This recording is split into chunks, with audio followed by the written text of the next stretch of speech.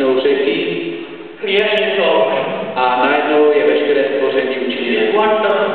Je nádherné. Flowers, Kytky, mountains, hory, everything is there. všechno je zde.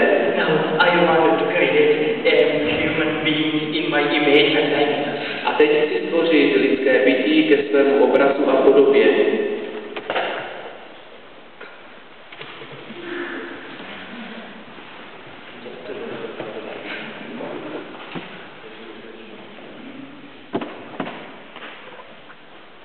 I know how to make it. Já vím, jak to vytvořit.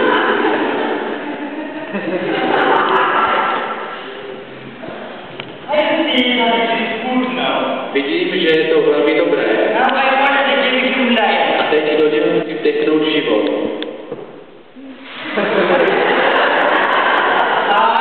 Ahoj.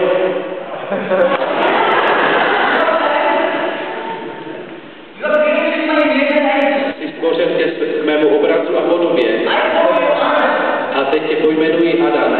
Enjoy this tender world. A měj radost z toho světa, který